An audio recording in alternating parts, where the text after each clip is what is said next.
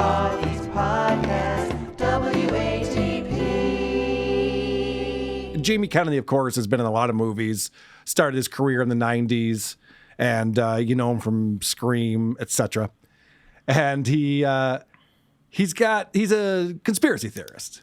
He's got a lot of ideas about how the world works, and he wants to tell you all about them.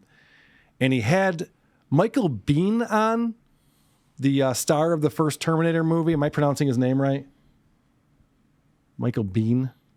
Something like that. I would said Biehn, but okay. What do I know? What do I know? Well, he had him on, and he talks about, this is very exciting. There's a lot of Matrix talk that we're going to get into, but Terminator is also one of these movies that's like, in Jamie's mind, predicted the future. Or did the future become the future because of the Terminator? These are the kind of discussions we need to have today to try to figure out. So we're doing the Terminator, and in the movie, Kyle Reese says to Sarah Connor, this is going to happen and that's going to happen. And she says, like, none of this can happen. This isn't good. This can't happen in the movie. She says this to me. And Kyle Reese says to her, no, not for about 40 years. That was in 84. And this is what I got to talk about. Exactly 40 years later, now we see all the AI. This is what I got to talk to you about. Okay. Okay, listen to me. I don't think the guest was ready for how excited Jamie got about this.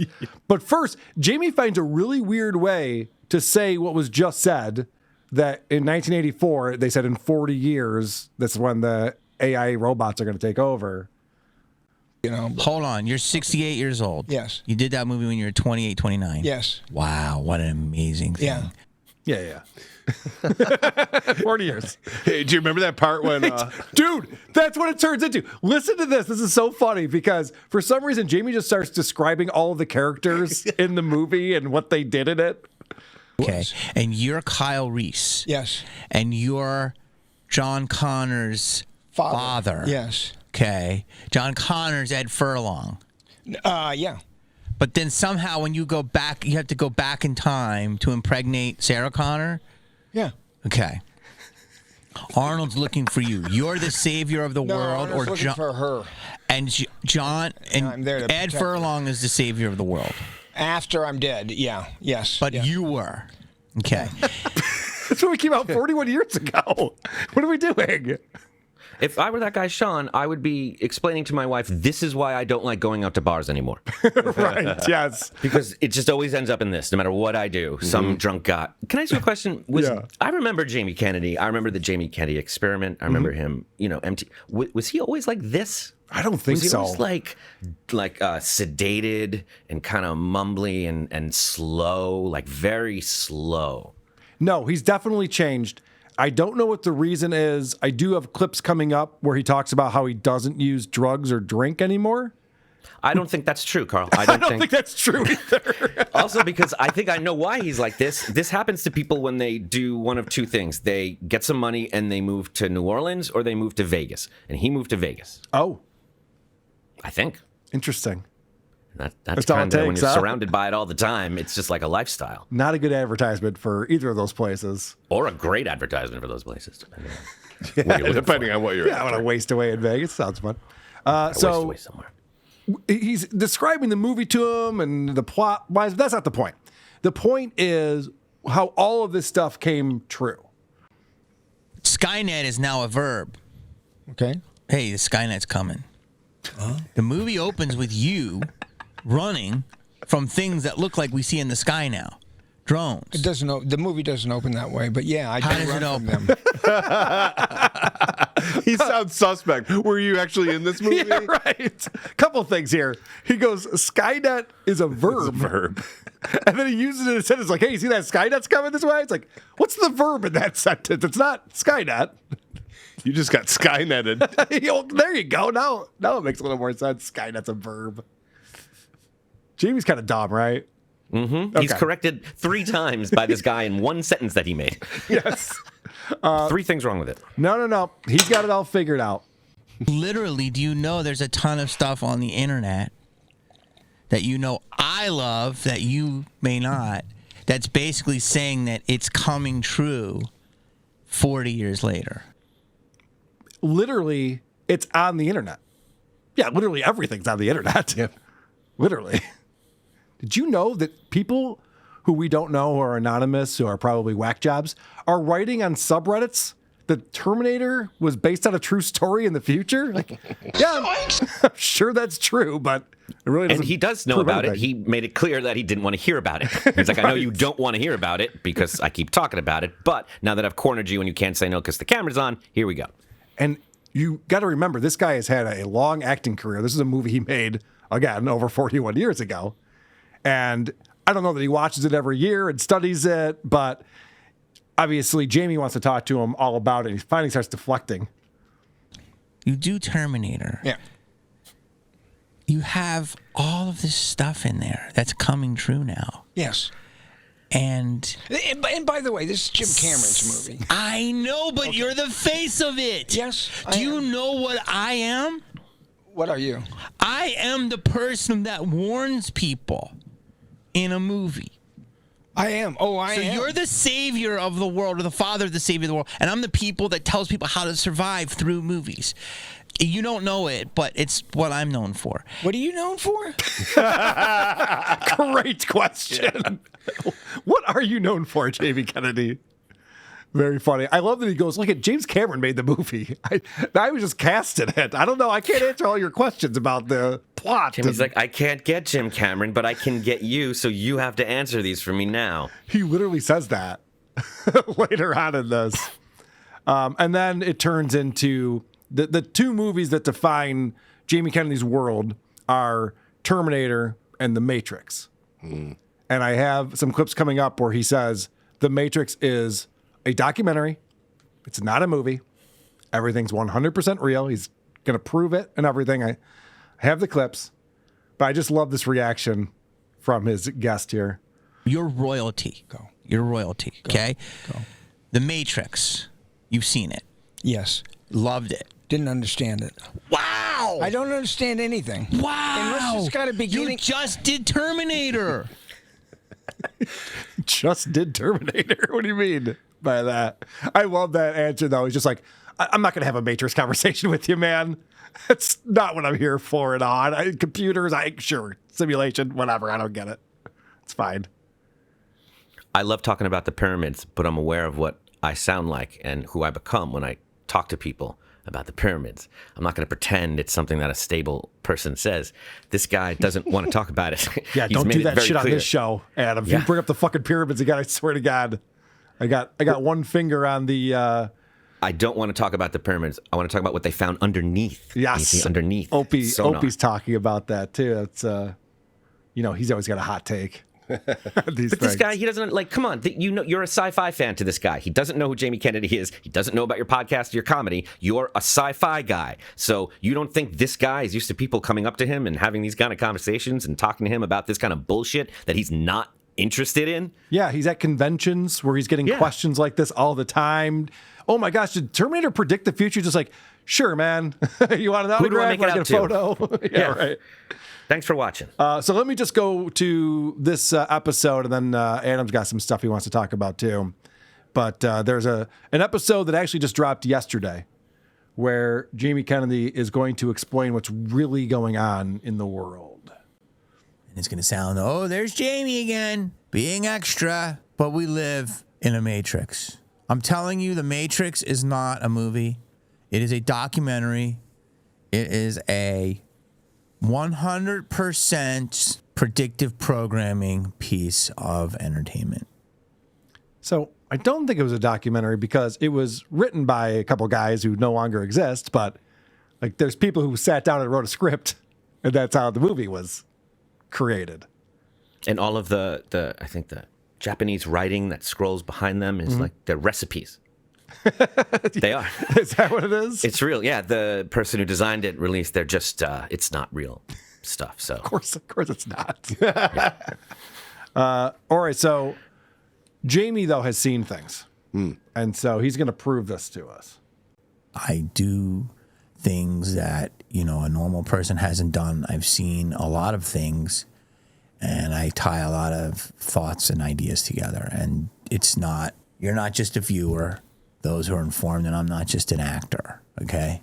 We're on either sides of this thing, but we can both piece stuff together. So let me translate what I heard there. Please. When he said that.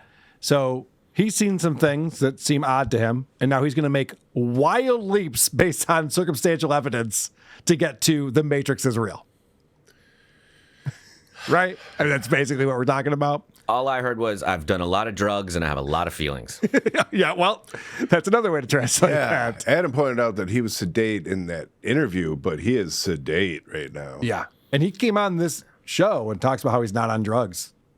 Which is an And I interesting watched thing to a say. lot of episodes, a lot of them open like this, all in different settings, as if he gets immediately kicked out of wherever he just recorded from and now needs to find a new, store to broadcast from. But all the openings are really stoned, like half asleep, mumbling, rambling, just kind of... What's most key about it, especially when we talk about Opie, is we wish that, Opie just would put some effort into it. Well, I think Jamie Kennedy would be just like Opie if he wasn't as heavily edited as he is right here. If you're not watching, I don't know if you can tell that pretty much every pause is a cut, which means he hasn't really said a sentence or a paragraph all the way through that they could use. They had to just keep cutting to make it sound tolerable. Well, you have a clip from episode 157, the way that this episode starts off, that demonstrates the heavy editing.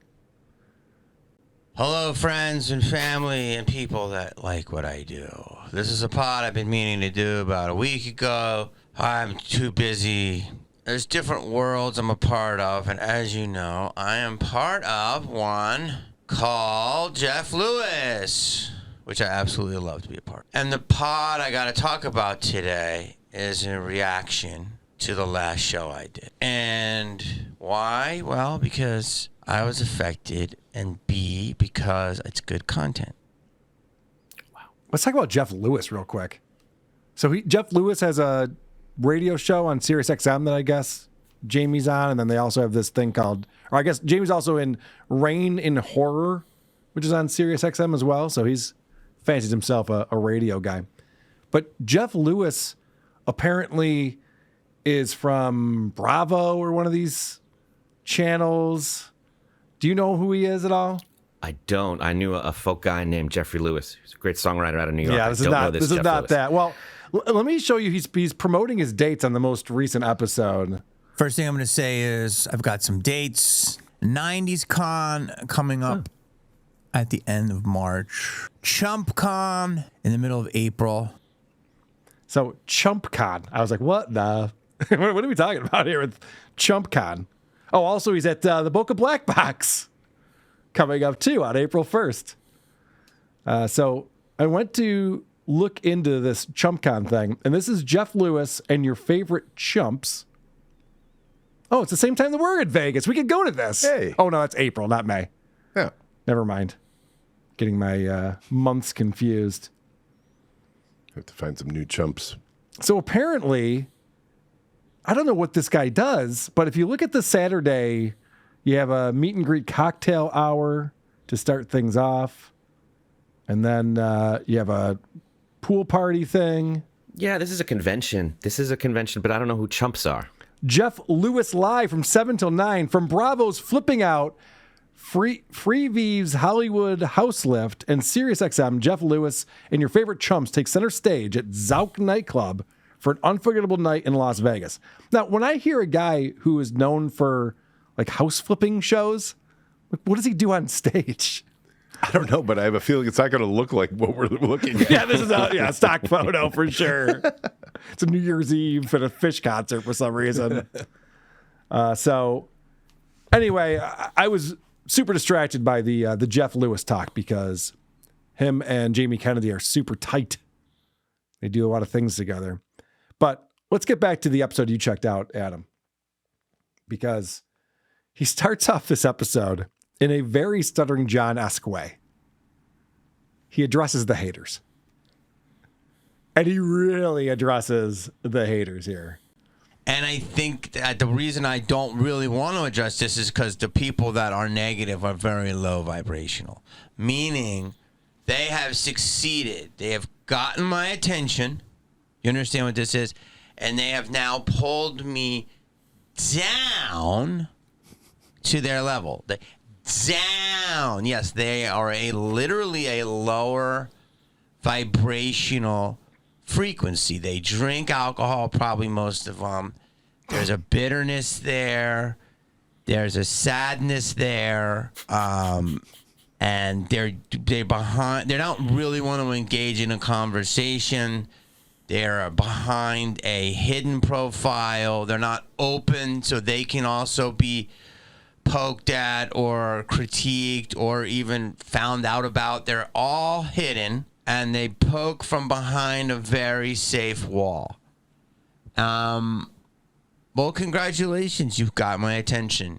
So then he goes on to talk about how he's only going to address this one time. It just needs to be talked about. But there's a lot of tells in there. The fact that he's going, yeah, and these people who say negative things, like you click on their profile, you can't learn anything about them, no matter how much you Google their screen name. It's like, what are you up to over there, Jamie? Yeah. Quiet part loud. Yeah, whoops.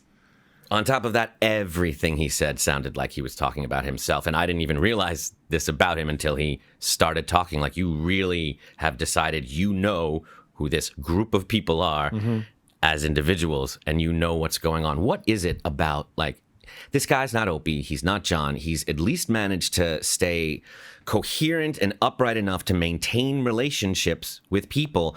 Opie could be doing 90s cons. He could, right? Oh, God, if he wanted to, if people wanted to meet him, he could work his way into something. Right. He could and then charm that guy and get his own podcast, just like this guy did. But all of these guys are not, I don't know what it is. The second it becomes about them, everything changes. The second they're criticizing them, I mean, this was just a really fancy way of saying you're a bunch of losers. Yep. I'm sorry, we're low vibration people. We're losers, and we don't get it. You know what fucks all of these people up? All the people you just said, Jamie as well. We're going to see Howard Stern a little bit on the show coming up.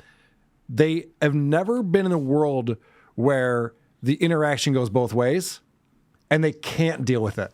No. They can't figure it out. It's like, I put out a video, and then just some schlep with a YouTube account's allowed to say that it sucks? Yep. What's that all about? When I was on the radio, when I was doing movies, I didn't have to hear about this criticism. I was just surrounded by sycophants who enjoyed everything I did. What the fuck? This sucks. And I know he's heard people do stuff like this and criticize them. Yes. And it's totally different when it's him. What were you going to say, Chris?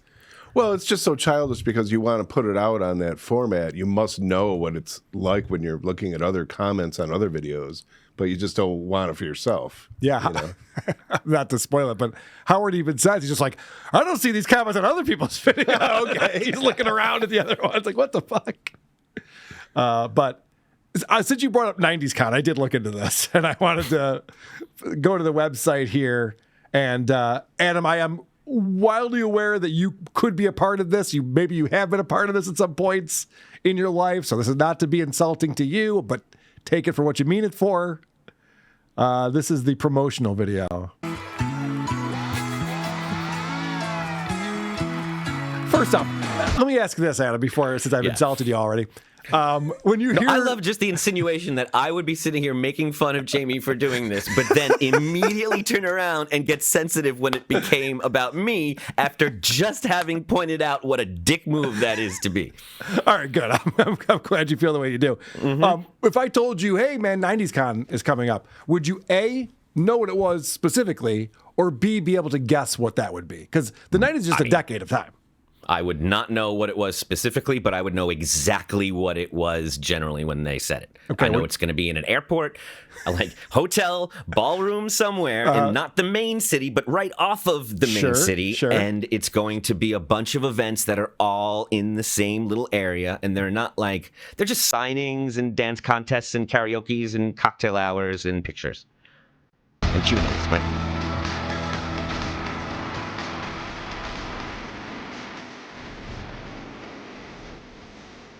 Starring Full House, Boy Meets World, Hocus Pocus. Never heard of that. Nick Carter's going to be there. Whoever AJ McLean is. Family Matters. And the rest. Sabrina the Teenage Witch. Is Sabrina there? And so many more. And yeah, this is exactly what you were describing. You saw that We're here at 90s Con. I'm your host, Christy Carlson Romano. Yeah, this is them coming down the elevator to the hotel lobby. This is my first con in a long time. I'm really excited to see people, see their faces. Oh my gosh, I gotta watch that again. That's Leah Thompson. She is not excited to see people. No. She can't even come up with a reason why she'd want to see fans to see their faces, I guess. Opie would be more excited. She's like a big director who does a bunch of stuff. She's honestly just going because she wants to. She doesn't need the money. She's all right, like, if you say so. I don't know what her motivation is. oh, it must just be to connect with people Look because at she's how not unhappy like. she looks here. This is my first con in a long time. I'm really excited to see people. This is my first con in a long time. I'm really excited to see people. It'll be a lot of fun. Leah, could you smile? could you pretend you're an actor? Can you pretend that you're excited about this? See their faces. It's a great experience getting to interact with fans. It's really special. That's all right. You know that thing that we hire security for and try to avoid all day, every day? Interacting with fans? Can't wait for it. Who was that greaser picking up a child? Well, apparently she's going to be stuck in a corner having to explain the time paradox of Back to the Future with Jamie Kennedy for hours on end if she doesn't have security. I would talk to her about Back to the Future 2 for 6 hours if she'd let me. I have so many questions that still remain unanswered. Also, you got to say, the wallpaper they have on here, Yeah. dude, you know you're at 90s Con. That's pretty sweet. I love how they're not even their names. They're just the show. No one knows the names from Boy Meets World. It's like, I don't even know half these shows. I don't Hocus not Pocus. familiar either. All right, let's get back to your clips on here. I didn't mean to get us that sidetracked on it. No, we can do a whole show just on these. I love these. The smaller and the more far away and intimate, the better. They're so much fun to look at. The most random people show up, and you well, get to then see. you should probably go to hackamania.com in Las Vegas.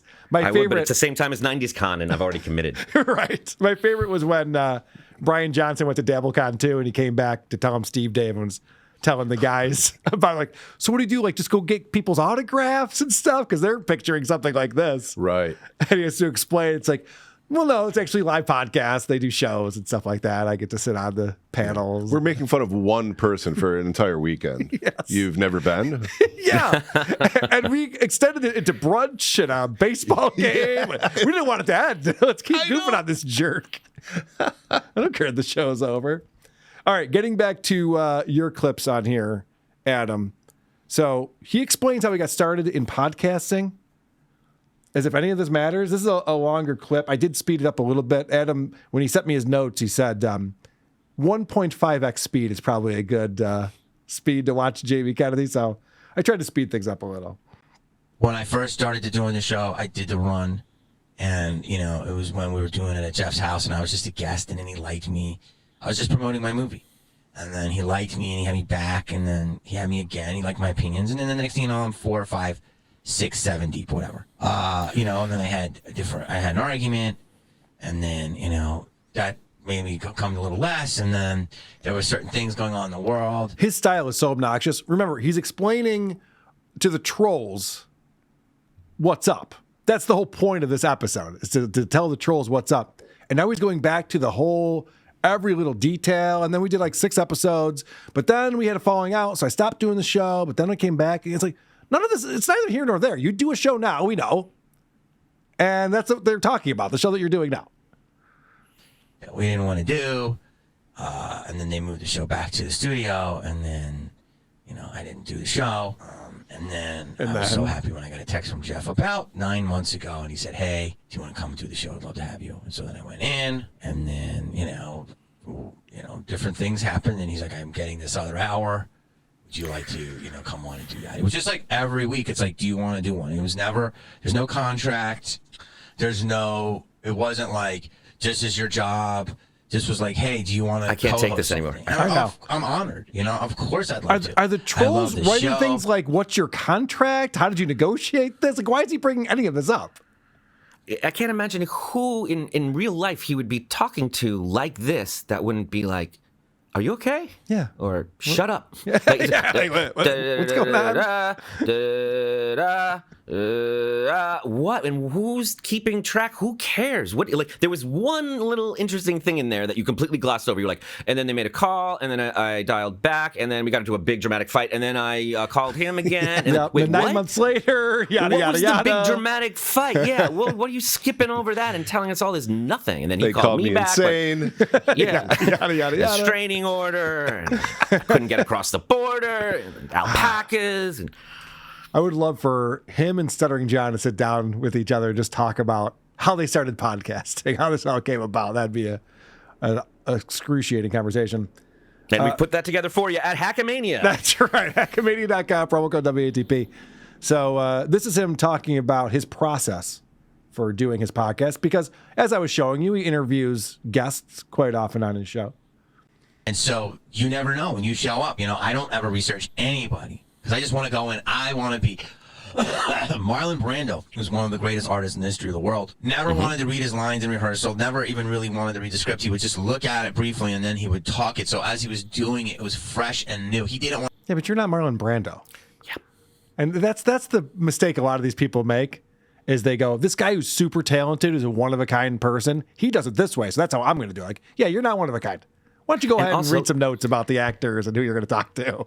Yeah, and why don't you look at his life before, like, he was in his 50s, because he used to memorize his lines. It wasn't until he had retired and quit and, like, given up and won everything you can win in life that he suddenly couldn't memorize his lines and didn't give a shit. He gave a shit for a long time and worked really hard and then taught acting in his own way. Like, he wasn't about not giving a shit, and I'm sure when he said it, he wasn't thinking about you and your podcast, Jamie. Want to know because he thought the element of surprise was one of the most engaging things an actor can do and why he is considered possibly our greatest actor. And I just want to point out, like, Larry King is the better example here because Larry King interviewed people for a living and notoriously had no idea who the person he was interviewing was. And he's like, isn't this great? I get to find out who this person is. Like, I mean, you could, like, do a little research, but okay. To usher in, let's just say before there was silent pictures. I'm really going down a rabbit hole here, but let's just go, silence. Sped up. Let's just say Yeah, this is the sped silent up. pictures. I don't know. Unbelievable. Speaks of comic genius, but let's just say the silence. They could do it with expressions. And then when they had talkies, you had guys like, let's say, hello, Bosch, Humphrey Bogart. And someone's editing this shit, too. They're deciding this is all the stuff they want to keep in. It sounds We like did shit. 50 takes and this was the best one. Well, it sounds like shit because I sped it up. And then I told the software not to increase the pitch. So the software is trying to figure that out. right. I think that's part of it. Okay. It just doesn't sound like he's actually recording with the microphone he's speaking Yeah, into. it's possible. Yeah, it's giving it that He was auto-tune talking. quality, Yeah, but he really, this is him. And that was a certain time. But Brando was the first guy to come off the boards of New York City in the early 40s. And he would deny his eyes to the camera because he knew that you wanted to look into his eyes so bad. And at the last minute, his trick was show the eyes. So then you're engaged. He was beautiful. He was such a beautiful man. And that was the ushering in the new form of naturalistic acting. Chaplin was one era. Bogart was another era. Talking about the trolls, Jamie. Brando was another era, which then gave birth to, the Dustys and the Al Pacinos, which then gave birth to, the Leos and my generation. Well, dude, I'm going to move to the other side of the bar. I hope you're not offended. Did you hear where he just put himself? Good luck with that Terminator thing, buddy. Did you see how he just put himself in a category with? He's like, it was Pacino and then Leo and me. The Mount Rushmore. Yeah. And the Dusties, no one says no one's calling Dustin Hoffman Dusty, you fucking asshole. It's just, and you're conflating all these different stories that you randomly heard from different things. It was Bogart that wouldn't look you in the eye because he was looking for his mark. He was looking for where to stand, and then he would hit it, and then he could look at you because he hit the mark. That's what he was doing. So that it wasn't not the master Brando. plan where he was teasing No. you with his eyeballs. And No, and it has nothing to do with Brando or any of this stuff. And why you're comparing free associating to a microphone at a veterinary clinic outside of Vegas to Brando doing Streetcar Named Desire is baffling. it's what he knows, Adam. It's what he knows. I mean, Dustin Hoffman wouldn't put him in that category himself, but you're putting yourself in that category with them. Okay, It's weird. Okay. So this is last clip from this episode, but talking about reading the comments that he's been reading. They've not been great. So anyway, I started reading these comments, and I just felt like they were so out of pocket, and I never respond. And I'm like, I don't know why, but it's just because I was sick. I'm like, this is so out of pocket. So I started like commenting back, And I just, like, I want to react to a couple of them here because I was like, it's crazy. This is always good. And the canceling of celebrities, that thing What is could go wrong? actually a interesting thing and an interesting time. This is such a Patrick Michael thing to do, where you get butthurt over some comments. You're like, I'm going to respond to these in real time. You guys can watch me do it. Because our show is so celebrity based and gossip based, and that's why I did this, because it's like behind the scenes of peeking the curtain, a little gossip, a little honesty. So I think that would be engaging for the crowd. Like, there are people just go, I thought today's show was so funny. Jamie Karen Kennedy. Again, this is the dumbest thing. Karen is what the people here are. Jamie Karen Kennedy is the nickname.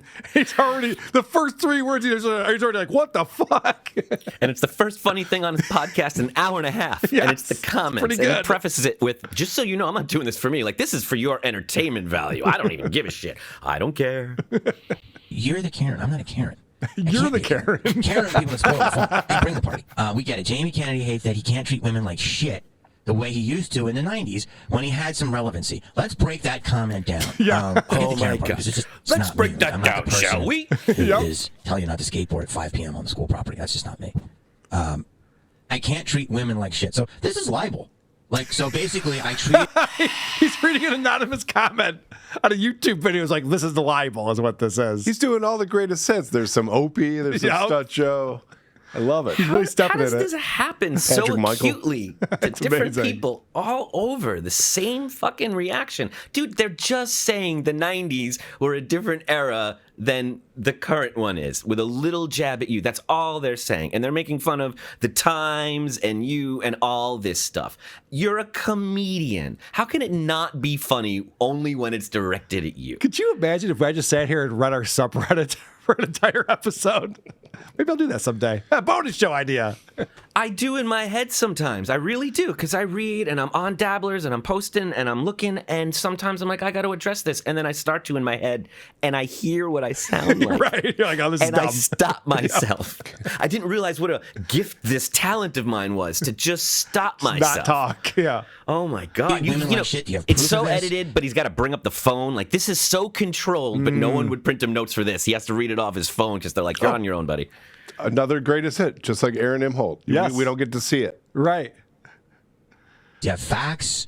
The way I used to in the 90s.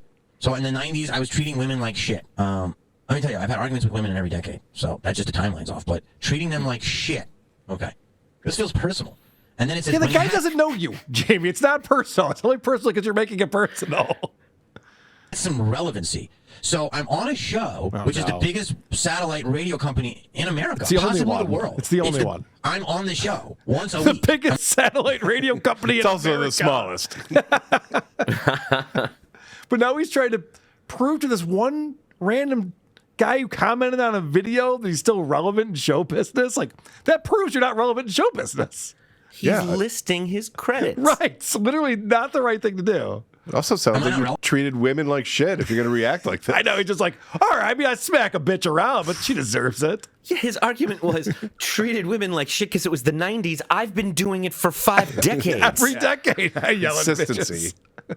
Look at, like, I hate when people say this shit. And I'm only, again, I'm going down to their level because I just don't know why I'm doing it one Low time. vibrations, man. But again, they're winning because I'm giving them air. Correct. But it's okay All because right. I really want to address this. Like, it makes So you're recognizing that everything you're doing Yeah. is wrong, but you're continuing forward anyway.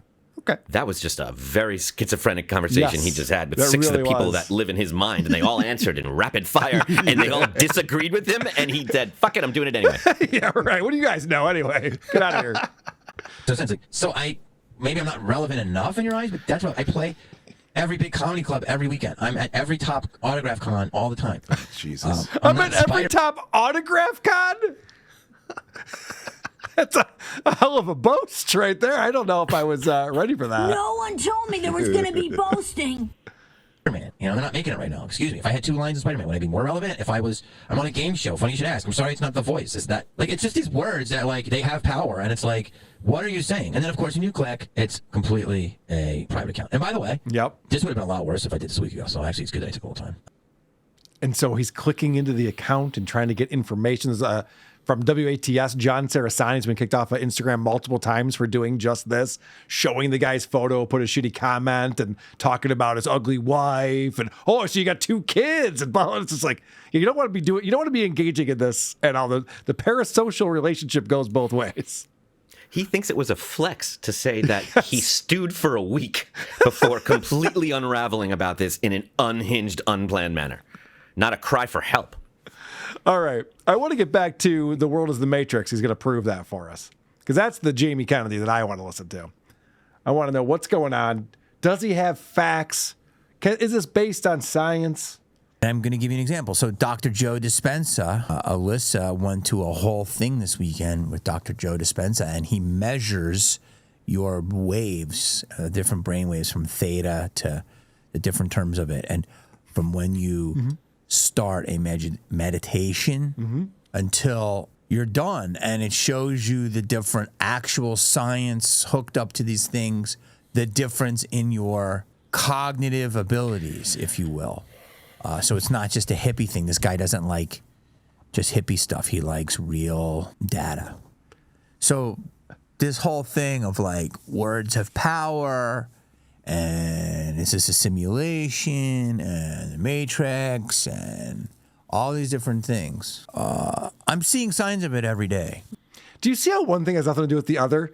He starts by saying this doctor, he does these scientific things where it's measuring stuff and he's collecting data. And then it's just like, so the Matrix exists. Like, whoa. You have to explain that a lot better than that, because just because there is a guy who's performing these scientific experiments doesn't mean that anything you're about to say is true. In fact, that was such a weird aside that he had, just saying like, oh yeah, someone I know was at a doctor's, they were measuring stuff. Anyway, let me tell you why I think the Matrix exists. This right here shows you why Scientology exists and why it's successful. Because if you're in any kind of state, drug-induced, hungover, or emotional, physical, and someone that sounds smart comes to you and says a lot of words that don't make sense, but they sound like they make sense, and the guy seems smart and he's tapping into things that are true with me, but he's saying all these words, you just kind of like bridge that gap yourself. You assume what you don't understand is your limitation and that they're smart, and you just go with it instead of, because you're in a broken state.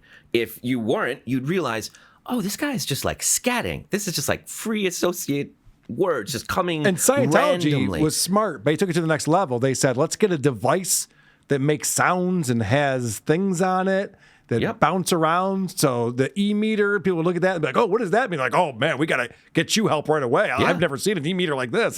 Jamie would love that. I told you I did it. I put my finger in, and they say, think about something happy. It goes up and down. And they go, uh-huh. You put your finger in. They go, think about something sad. It goes up and down. They go, uh-huh. You see? Now it's up to me to decide if that was anything or not. But I bet every other person goes, oh, my God, the meter's moving. You're right.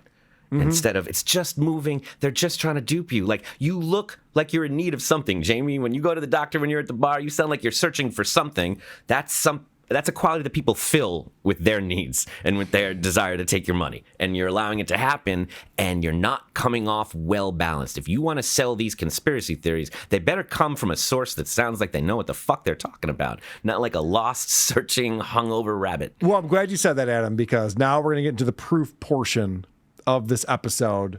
Let's get to the facts. Why is The Matrix a documentary and not just a science fiction movie? Here's an example of how The Matrix is real. It's insane. This is an insane example, and you tell me. There are no coincidences anymore. There's none of that. Oh my God, that's so weird. Or really? That's odd. No. This is shit. It's all Sims, man. It is the Sims. There's just too much weird shit that it's just, we can't just, oh, it's just coincidence. And I feel like everyone's experiencing it. And it's a matter of if you pick it up and you realize it. And maybe because I haven't drank in 6 years or really do any drugs or anything, that I'm super aware of stuff, and it's becoming like intense. Like the world's a drug. The world's a drug, dude. Says the sober guy. Does he count DMT as a drug? Yeah, he said he barely do any drugs or something like that. That would sound like California sober to me, if I know what he's picking up on. So he says coincidences don't exist. Now, I just had something happen to me on Sunday. I went to the hockey game here in Rochester, and who's sitting in my section but Trucker Andy and his wife? Same section. And you didn't plan that. And we didn't talk about it or anything. Andy's not even a sports fan. And yet here we are sitting in a hockey game. And I went, The Matrix is real. No, I went, is there a possibility that Andy goes to a hockey game with his nephew once a year? And is there some type of probability that we would both be at the same hockey game sitting in the same section? Yes. It's not a coincidence. There's a probability of it happening, so it has to occur at a certain point. Now, running into anyone, what makes people like Jamie, what ruins it for them, is it's not like they're like, what if I see Trucker Andy today at the hockey game? It's just, you have no idea, and then it's a person you know. I run into people I know places all the time, and of course that's a coincidence. You know, there's nothing else to it than that. Yeah, we live in the same town, and there's a entertainment event happening. And Kind of sad, actually. we're both there. Yeah, I don't know if what he's talking about is two local guys in a small town running into each other at a minor league hockey game. I think maybe he's talking about having seen. No. Oh, what is he talking about? He's going to get into it. Adam, no. I know. I was thinking the same thing. I'm like, there's more to it than just like coincidences don't just happen. What were you going to say, though? I'll let you finish your thought. Oh no, I'm curious where he's getting at, because I hate this shit. Like I am someone who believes that things are not necessarily what we think they are. That I agree. There's more to the world than we know of, than what we've been taught. I agree with that too. And every step we make in science kind of confirms that.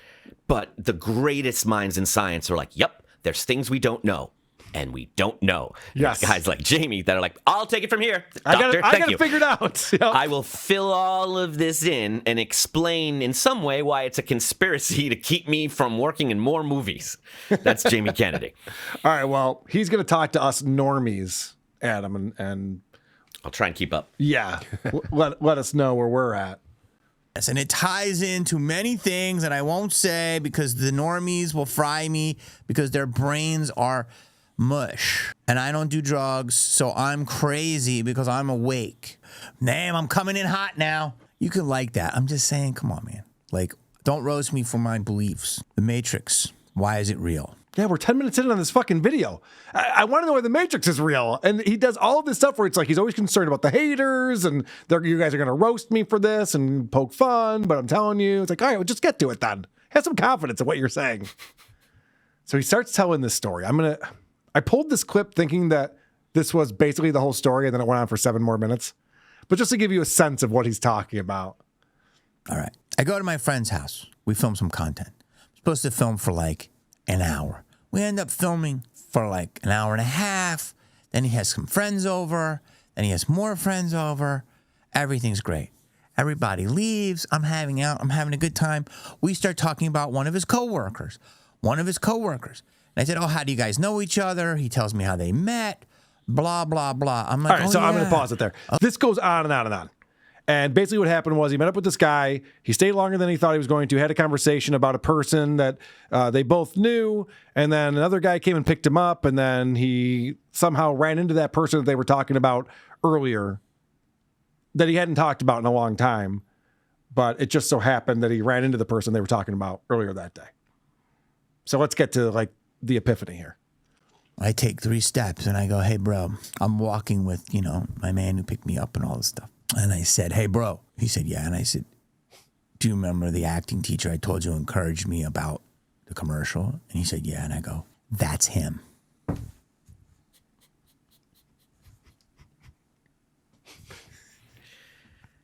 Yeah. In my building, out of the blue. So he's really trying to sell this hard because he's like, normally I'd walk this way, but today I walked that way. And normally I wouldn't check the mail, but today I decided to go check the mail, which added a little more time to how long it took me to get to this place. And then the guy is right there and he's really selling it. And end up coming into, in a building where I'm at. After all the detours and the different turns and at that moment, talking about the commercial during that time, how it was encouraged by him and how at that moment, right through the door, at that moment, with all the different distractions and detours and stuff, at that moment, what? I want you to take a second. I haven't seen this dude in 20 years. I am telling you, The way he communicates, it's so winding, and I got lost a few times in what he was saying, and then I came back again. And then after all that, he really tries to sell. Can you fucking believe this shit? Is that crazy? I ran into this guy. I hadn't seen him in 20 years. Yeah, you're both in LA. It happens. Or Vegas or wherever the fuck he is. You're going to run into people.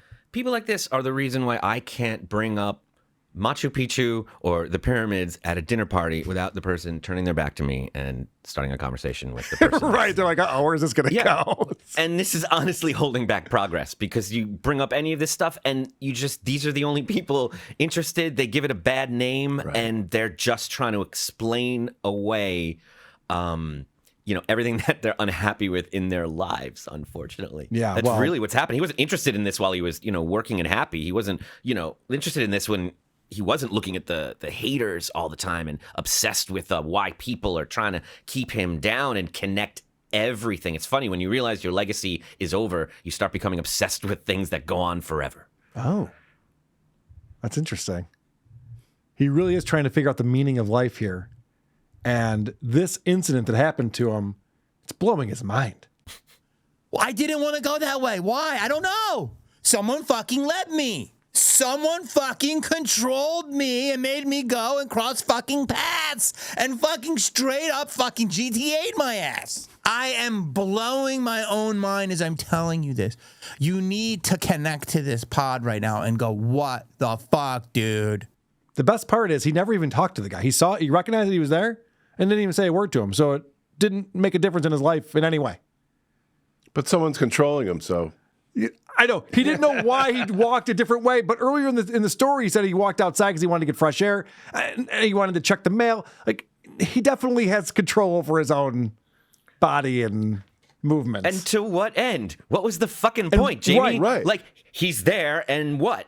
That was the thing that was the payoff was so bad, because if he would have said, and then I run into this guy and he offers me this job and I have this huge gig coming up now, you'd be like, oh, that's coincidental. But it's just like, no, I just saw a guy that we were talking about earlier that day. Not even oh, hey, what's up? Yeah, it doesn't even say what's up to him. And then he says that we can't know any differently. You cannot tell me. You cannot. I want one person in this comment, one person to write this shit off. You're going to write it off? You're going to write it off? No, you can't. You cannot just write this off. This is insane. Now he's daring the trolls to tell him he's an idiot. That's always a good move. Yeah. But he says a sentence right after this that I think makes the whole thing moot, in my opinion. And it happens a lot in a lot of other ways. And it happens a lot.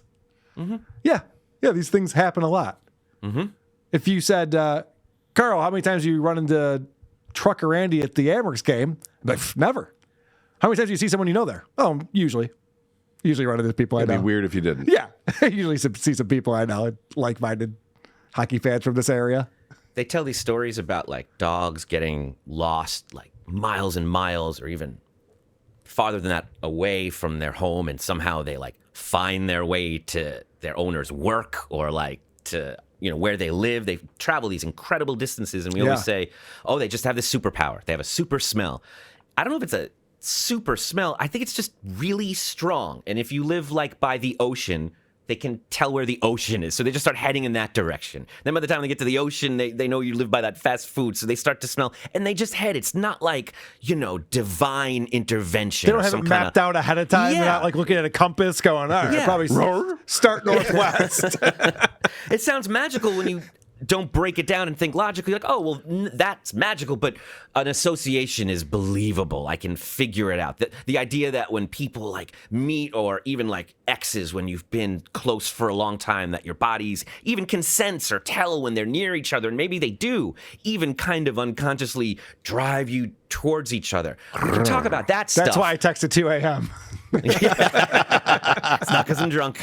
It's correct. It's like there's things you can actually talk about if you want to get behind it, other than just so everyone's wrong and I'm right about everything. Well, that's the other thing too. It's like, to what end? So I agree with you, Adam. There's things that are not explained. We might be living in a simulation. I don't know. It's very possible.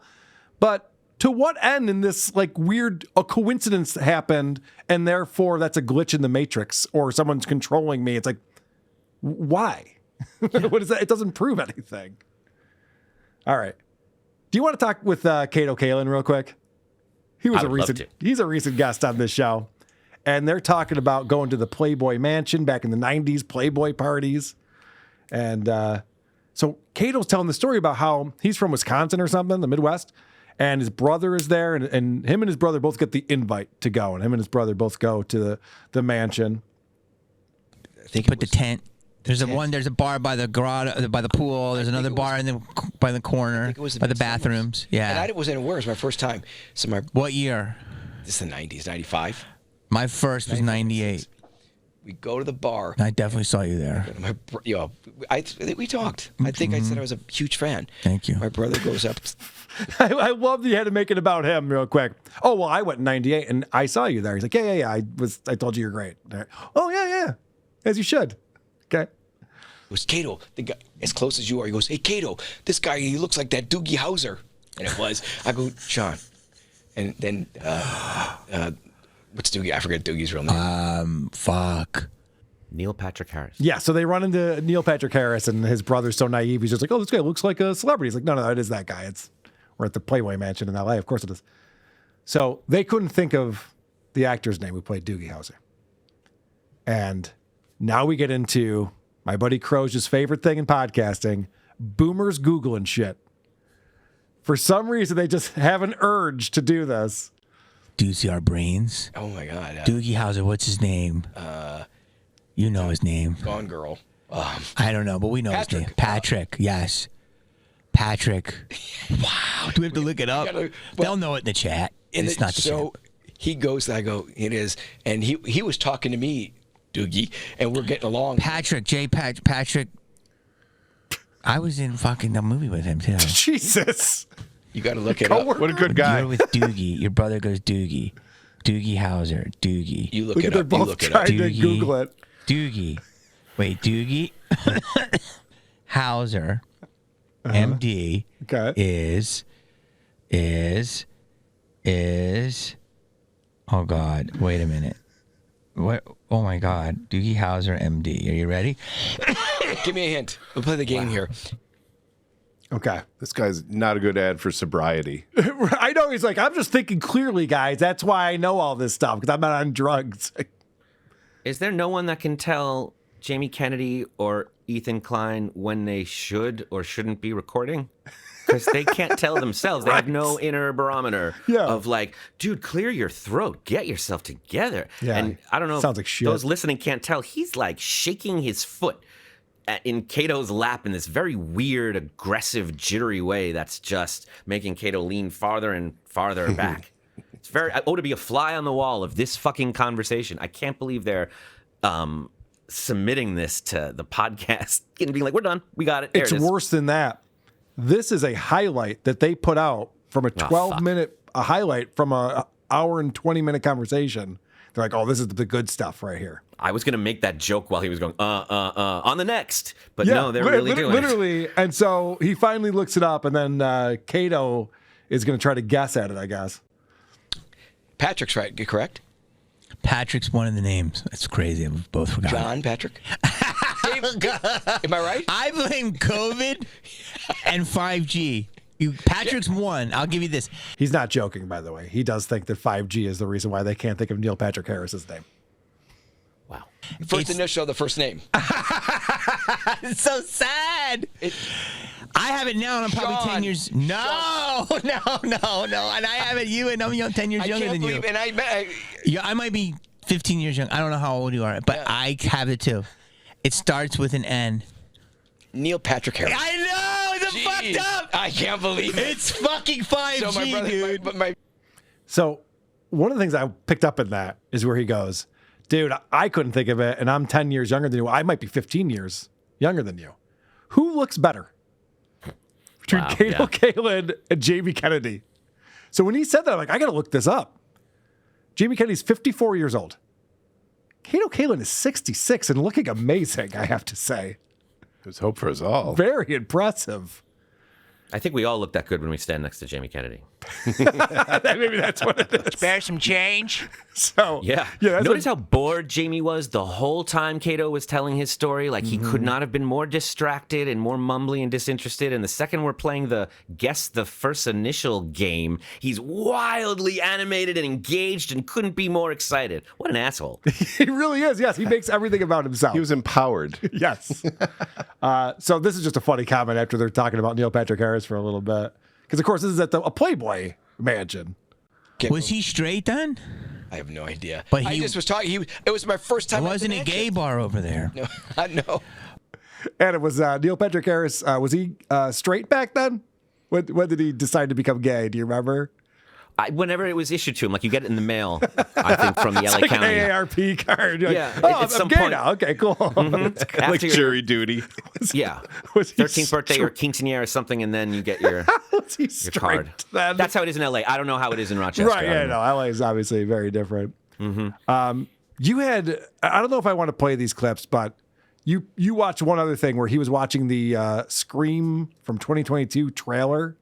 Oh, we can just talk about it because there's nothing to see, Yeah. and I don't want you to get copyright. Yeah. Struck. It's just unbelievable how much of a John thing he's doing of going, wow, oh shit. He's just watching the Scream trailer and has nothing to say and nothing to add, but it is like far and away the most views of any videos that he does. And it's really worth noting, just if I could connect everything and tie it all together. Fucking, we complain that Opie won't talk about any of the things that we want him to talk about unless he is forced to by the chat. Well, I guess all that people really want to talk to Jamie Kennedy about is Scream. So he goes out of his way to do everything Scream related, but not like he's forced to. He does it by choice. So him just sitting there watching the new trailer for Scream that he's not in is like 150,000 views. And people love it. Like, they're so excited. The comments are all full of love. If Opie actually had a show called Reacting to Anthony's First Show, Yeah. everyone that watched Ant's show would want to see it. Instead, he's got to be this And more. sneaky little weasel. Right. Yeah. No, it's a good point. He's leaning into it. And I'm sure what Jamie Kennedy is thinking is that all these Scream videos are like funding his conspiracy theory ones that get the 1,000, the 2,000 important views. ones. Yeah. He's got to The get message. out there. He's watching this trailer, and it is funny because it's like all the people from the original cast they brought back.